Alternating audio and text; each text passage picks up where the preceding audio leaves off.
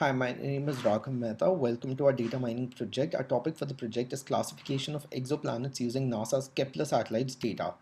Planets do not emit any light of their own, hence we can only detect them by the dimming of flux of the stars when they are observed for a period of time.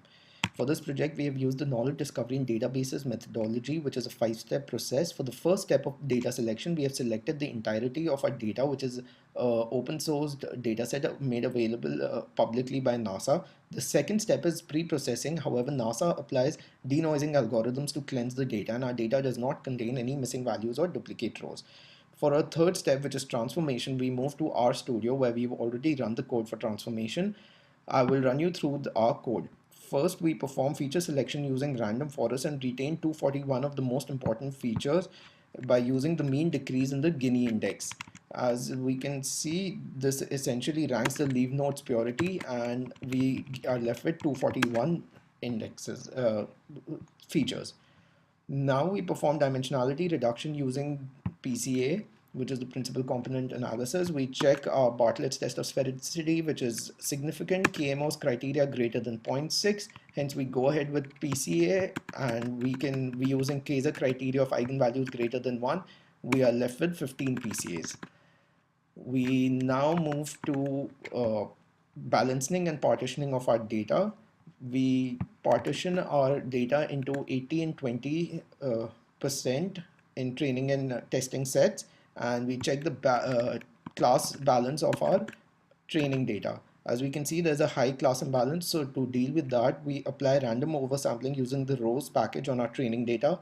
We oversample the minority class from 0.7 to 33%. The final step of our transformation is to convert the categorical variable to binary classification. And after doing this, we now proceed to the fourth step of KDD, which is data mining using machine learning. This section is the modeling of the XGBoost model. We need to convert the data set in the matrix form as per the recommendation from XGBoost. We have specified cross-validation and the settings as well. For this video demonstration, specifically higher grid values are selected and model is trained upfront. The best hyperparameter settings are auto-selected and the model is evaluated accordingly. Let us now run the model itself. We can see that RMS for the test data is 0.98%, as well as the test error is very small at 0.007. The confusion matrix result shows some improvement in the kappa statistics at 11.56%, sensitivity at 25%. We were also able to correctly classify 2 exoplanets out of 8. Hello, I'm Samrid and I will demonstrate H2O deep learning neural network and CNN model. The reason we have chosen H2O deep learning neural network is that it decreases the computation time. It enables us to perform grid search on various hyperparameters. H2O is quite suitable for unorthodox data and it is very fast as it takes advantages of large number of clusters of computer node. First, we can see that we have established connection. These are the dependent independent variable. Now in the model we can see that our model contains of 3 layer of 32 nodes each. The model is running at 100 epochs and the stopping matrix is misclassification. Now I will shift over to the confusion matrix of the model. This is the confusion matrix of our untuned model. As we have coded the positive class as exoplanet, we get high specificity, which means that the model classifies the non-exoplanet correctly on pure Kepler's untouched data. The reason of low sensitivity is the major class imbalance in the pure Kepler's data, which is 99.3% of non-exoplanets. Now we perform hyperparameter optimization on various hyperparameters like activation layer, the number of nodes and layers, and the regularization techniques to prevent overfitting.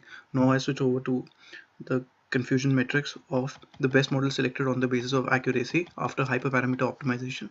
Now we can see that the misclassification of the model has decreased significantly. The model is chosen and considered best because of the least misclassification and high accuracy. We can see the specificity has gone up to 1 and sensitivity is 0.125. Convolution neural network is very predominant in the world of image classification. First, we need to establish Keras, which uses deep learning Python library and TensorFlow as its backend. We have used one-dimensional convolution layer with 10 filters and kernel size of 10 and ReLU activation function because of its linear function. Compile the model at 60 epochs and validation split of 0.2.